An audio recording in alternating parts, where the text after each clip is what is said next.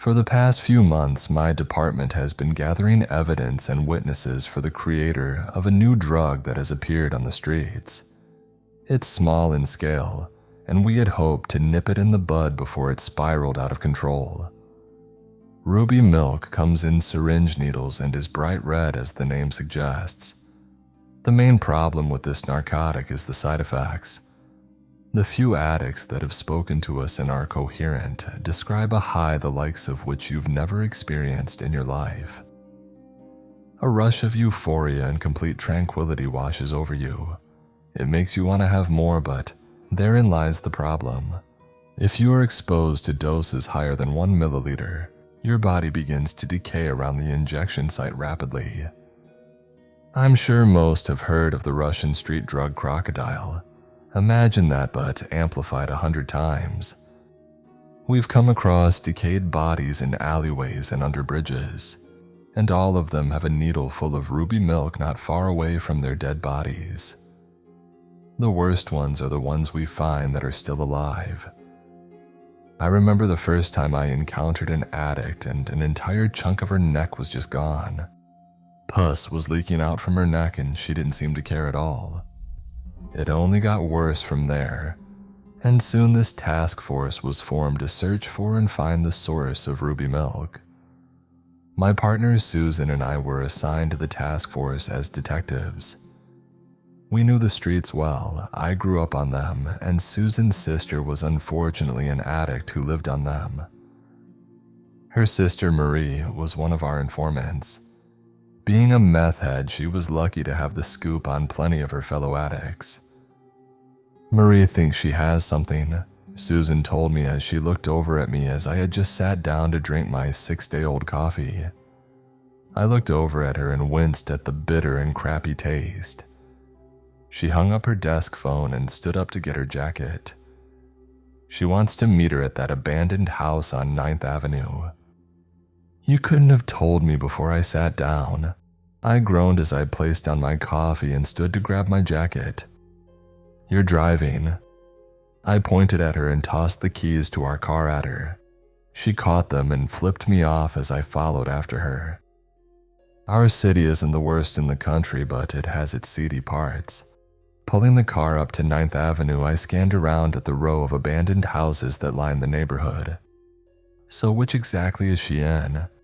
I looked over at Susan as she parked the car in front of one of the houses. She flicked her head over toward the house we were parked in front of. Unbuckling her seatbelt and leaving the car, I could tell that she was apprehensive about seeing her sister. I would too if my sister was in the state that Marie was in. She better be here. Susan sighed as she waited for me to exit the car. I closed the door and stared at Susan. She was a bitch most of the time, but it's what I enjoyed about her. She was confident in herself and I admired that about her. But now here she was, nervous and just a little bit afraid. Chin up, Susie. I smirked as she turned and punched me in the arm as hard as she could. If there's one thing in the world she hates, it's being called Susie. As I nursed my possibly broken arm, I followed after Susan as she walked up to the decrepit house. She knocked on the door and quickly backed up. As I rubbed my arm, I looked at her a little confused as to why she backed up so quickly. My confusion was quickly vanquished when the door flew open and a baseball bat was swung in the direction of where Susan had been. Get the hell away from— Oh, hi, Susie. Marie went from wanting to kill someone who had dared to trespass on her property to excited to see her sister. I could tell that they were related by the simple fact of how similar they looked. They weren't twins, but they'd been confused for twins in the past.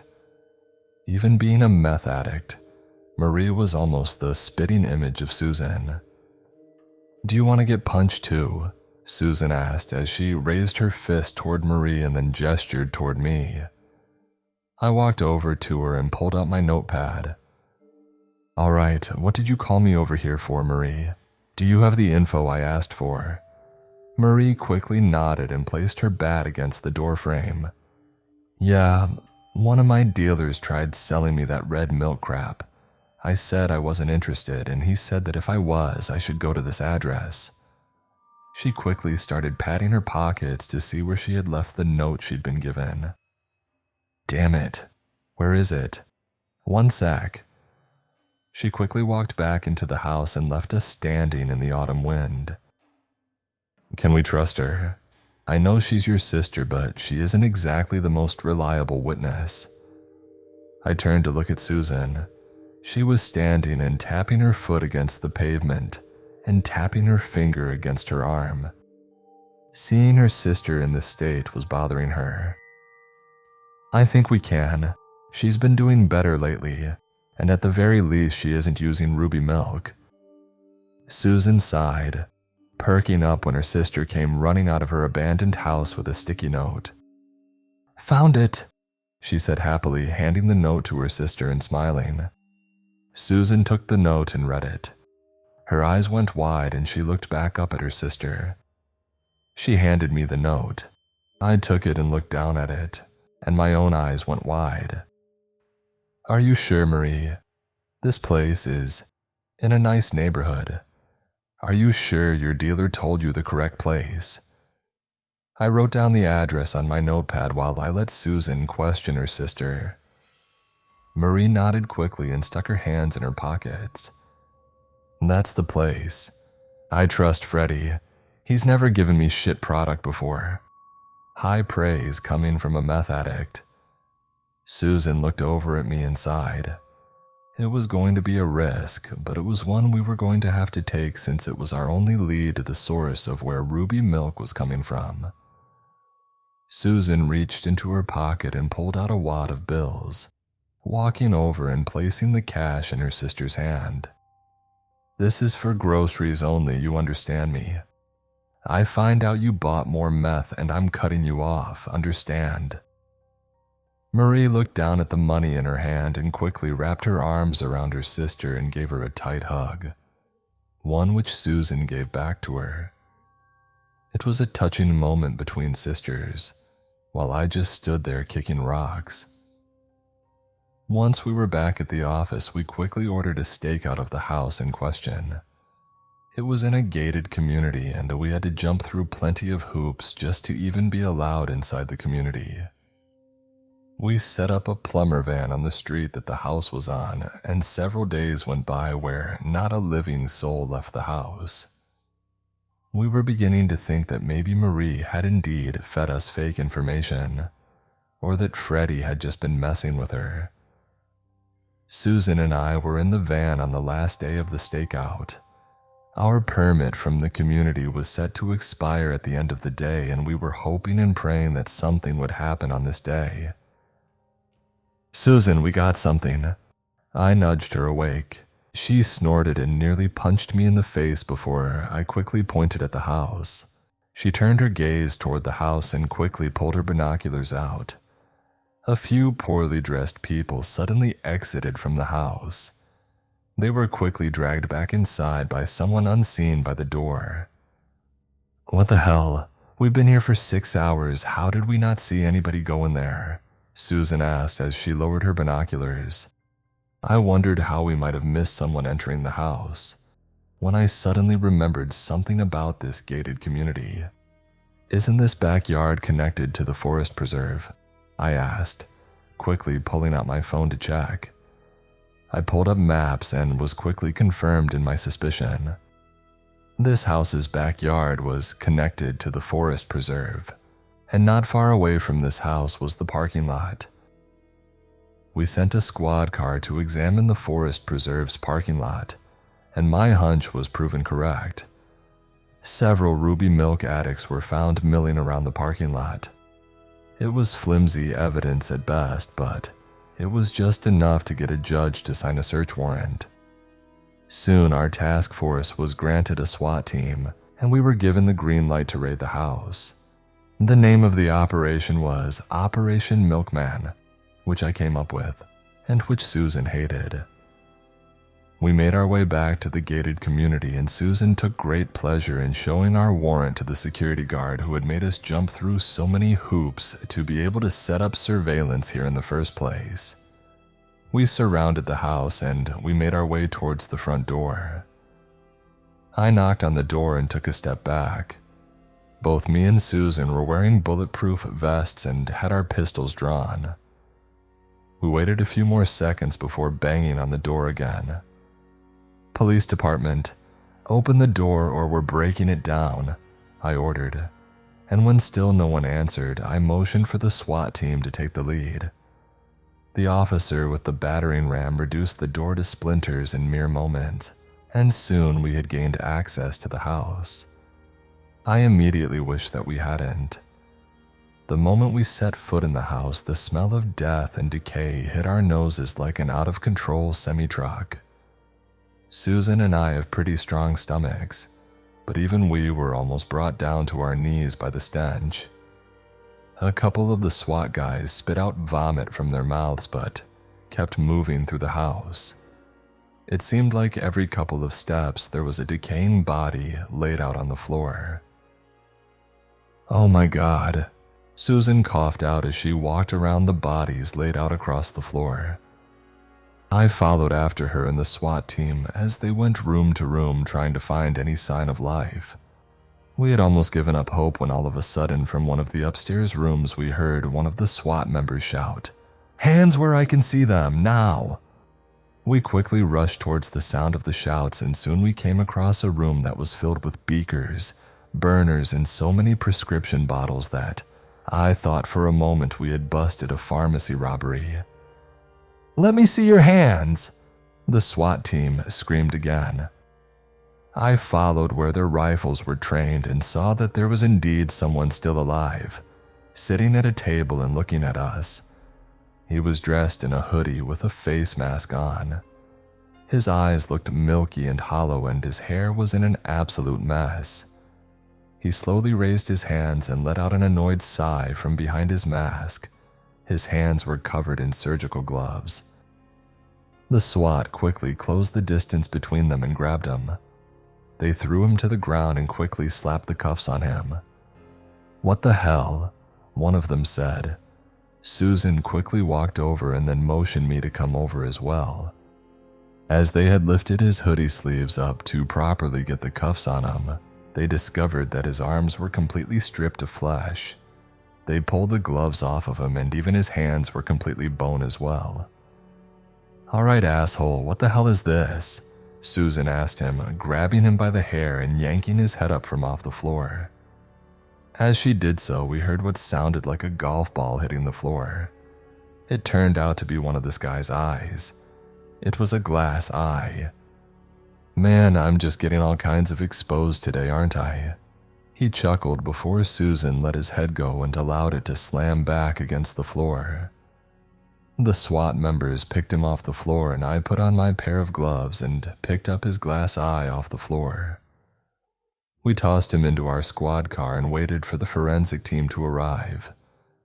These guys have some of the toughest stomachs I've ever seen, and even some of them were vomiting and gagging as they entered the house. We transported the prisoner back to the station and started the booking process, which was a problem, as we couldn't get fingerprints from him for obvious reasons. And when we pulled down his face mask to get his mugshot, we were greeted with the fact that his entire lower face had also been peeled free of skin. The only bit of information we got from him was from his wallet. His name was Spencer Blackwell. He had no criminal history to speak of, and the only record we or even the FBI had on him was that he had been listed as a missing person before the case was dismissed. We had him cuffed to the table of the interrogation room with zip ties because he didn't have handcuffs that could keep him safely attached to the table. We had paramedics come to check him out, since for all intents and purposes he shouldn't have even been alive at that moment. All his vitals came back normal, one of the EMTs told us as he exited the interrogation room. We could barely figure out how to take his pulse, but it's normal. Temperature is normal, he's aware and cognitive. Honestly, he's healthier than most people I know. The EMT shrugged and joined us in looking at Spencer through the two-way mirror. He doesn't look normal and healthy. I crossed my arms and stared at him. Another thing that they had discovered was that both of Spencer's eyes were made of glass, and yet he could see perfectly fine. He had no tongue in his mouth, but he could speak just fine. He was perfectly normal, except for the simple fact that so much of him was exposed bone. Well, he's our best guess for the creator of Ruby Milk. We found thousands of doses in that little lab of his, and he was previously a chemical engineering student. He fits everything we know about the creator.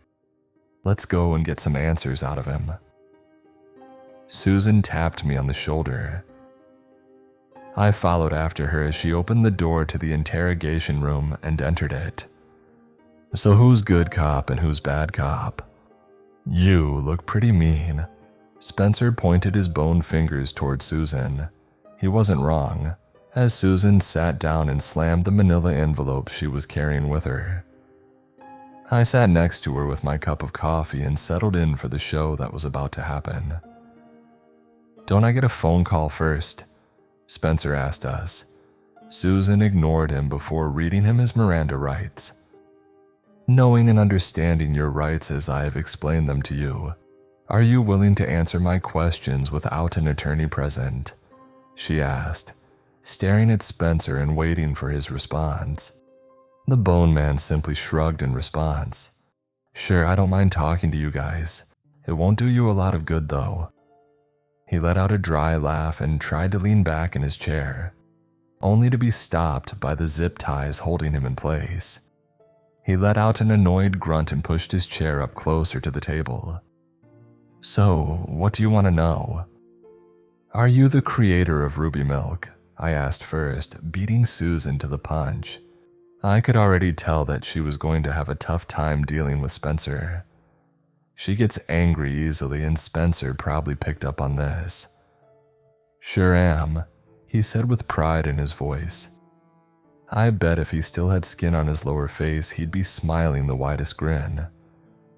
Well, in a way, he had a permanent smile on his face now. You guys caught me in the middle of making a new batch.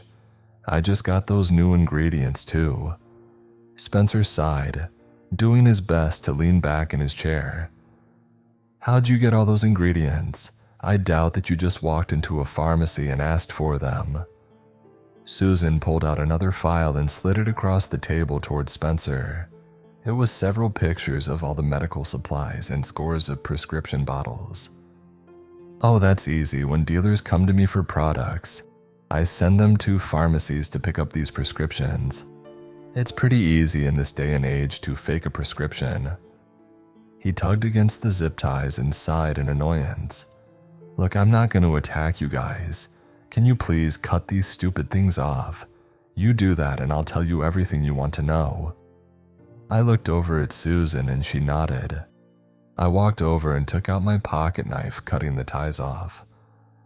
How did you create Ruby Milk? She asked him.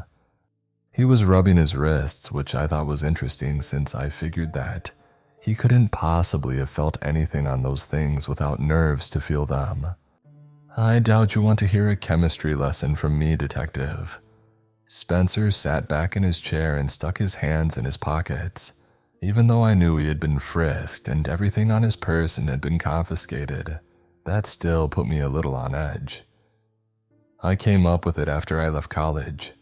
It took a lot of trial and error, but at least I had a good test subject. He said with a dry laugh. You tested on yourself. I asked him and he gave me a nod. You don't start looking like this if you aren't prepared to make some sacrifices. In the end, I created Ruby Milk because I was bored. And hey, if I make something when I'm bored and other people enjoy it, shouldn't I be allowed to profit off of it? He asked so nonchalantly that it even made me angry at him. Your product kills people, Susan shouted, slamming her fist on the table and tossing another series of photos at him. It was of just a few of the bodies that had been discovered in his house. He looked down at them and picked up a couple of them. Any drug that isn't used responsibly kills people. I told people the safe levels to inject themselves with. Am I to blame when they don't listen to me? He tossed the photos back on the table and stared at the two of us with his hollow, unfeeling eyes. "You don't feel any remorse for these people?" I asked. He looked me straight in the eyes and shook his head at me. I looked over at Susan and she looked back down at her files in disgust. Spencer just sat there with his arms crossed at us, turning his head to look at the clock on the wall. Just as we were about to ask him more questions, the door to the interrogation room flew open, and our chief walked in. He looked over at Spencer and quickly walked over to us. "You two, come with me," he ordered. We looked at each other and stood up from our seats, gathering our files and following after our chief, leaving Spencer alone in the interrogation room. "What's the problem, Chief?" I asked him as he led us away from the interrogation room. He turned to look at us and rubbed his head wearily. I could tell that something bad was about to happen. "We have to let him go," the chief said. I stood there in shock and disbelief. Susan, in her usual manner, was much more verbal than I was. "What the hell do you mean let him go?" she shouted, slapping the files against the wall in anger and pointing a finger at the chief. "Why the hell should we let that scumbag go? He's the source of Ruby Milk, and if we let him go now, he's going to hurt a lot more people, Chief." She scrambled, causing a scene in the hallway. "Susan, did you look at the warrant you got?" It was filled out incorrectly. "Not only that, but we also know you got the information from your drug addict sister. I thought I made it clear that I wouldn't tolerate you using her as an informer anymore," the chief told us. To prove our point, he handed us a copy of the warrant. I took it before Susan could rip it to shreds in her anger. I scanned the warrant everywhere, trying to see where the mistake had been made, and I felt my heart sink when I saw what the mistake was. We had written down the wrong address for the house. I handed the paper over to Susan. She took one look at it and also immediately knew what was wrong with it. "That's not possible. How could we mess this up?" she said in disbelief, shaking her head over and over again. "You can't be serious, Chief. You can't be," she pleaded. But he held his hand up to her and nodded. "I'm afraid I am. Let him go, you two. I'm sorry it has to be this way." He sighed and turned to walk away from us. Susan stared at me for a moment before hanging her head in defeat. We made our way back to the interrogation room and found Spencer pacing around in the room. "You're free to go," I told him, barely able to get the words out. He looked at us and I could just feel the smug grin he must have been trying to give us. We followed after him as he collected his confiscated items. He placed his face mask back on and his gloves. Just before he left the station, he turned to look at us. "You know something. You look familiar." He pointed at Susan. He pulled down his mask as if it was going to give him a better view of her. "You look like one of my regulars. In fact, she showed up today, asking to sample some Ruby Milk. Maybe I'm mistaken." He waved goodbye to us and left us alone at the entrance. I stared at Susan as the gears in her head suddenly clicked. "Oh my God," she quickly shouted, reaching into her pocket and pulling her phone out. I followed after her once she started running toward the car we shared. She quickly threw the car in drive and drove with her light blaring towards 9th Avenue, trying to call Marie the whole time. Once we arrived, Susan leapt out so quickly that she almost forgot to park the damn car. She ran up to the door and quickly began smashing her fists against it. "Marie, open the damn door!" she screamed, throwing her shoulder against the wood. I quickly ran after her and added my own weight to the door. It came down soon afterward and we both entered the house. Susan began frantically searching for her sister. I followed after, looking everywhere for her. I entered the kitchen and soon found Marie. She was sitting at the kitchen table with half her face melting away. She turned to look at me with a dazed look on her face. "Oh, hey," she said. Susan came running into the kitchen upon hearing her voice, and let out a pained wail upon seeing her sister. Marie's head cocked to the side and a large chunk of her skin fell to the floor in a sick wet plop as she did so. "Hey, Susie, I feel sleepy," she mumbled before going limp in her chair. Susan wailed louder and ran to her sister, grabbing her and shaking her. She immediately laid her on the floor and started doing CPR as I quickly phoned for an ambulance. As I was stepping outside to call for the ambulance, a loud crack went off, and I suddenly found myself lying on the floor and unable to move. I tried to speak and only managed to spit out a large amount of blood. I'd been shot. "Fancy meeting you here, Detective." Spencer's voice came upon me and he moved my limp head to look up at him. He pulled his face mask back down to look at me, and I noticed the revolver he had in his hand. "Just had to teach you two a lesson about screwing with me." He patted me on the head and let my head droop back down. I heard him walk into the house and I heard 2 more shots ring out. I tried desperately to move. Soon I heard footsteps approaching and Spencer grabbed my head again to look up at him. "Not to worry. I feel like leaving you as a vegetable is better."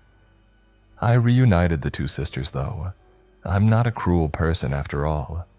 He laughed, letting my head drop back to the floor before he kicked me in the head as hard as he could. Paramedics found me several minutes later. They found Susan cradling her dead sister with 2 shots to the back of her head. I was in the hospital for a long time and managed to regain use of my upper body. The shot had shattered my spine and I was lucky to not have been killed outright. But to add insult to my injuries, I was fired from the force. I decided to come here to get some kind of justice for my partner, and maybe also just to get the story out there. Since that day, I haven't heard a thing about Ruby Milk in the news, and none of my former colleagues will speak to me about it. So maybe there's somebody out there that will listen to my story. If even one person reads this and learns about this, please do everything in your power to stop Spencer Blackwell.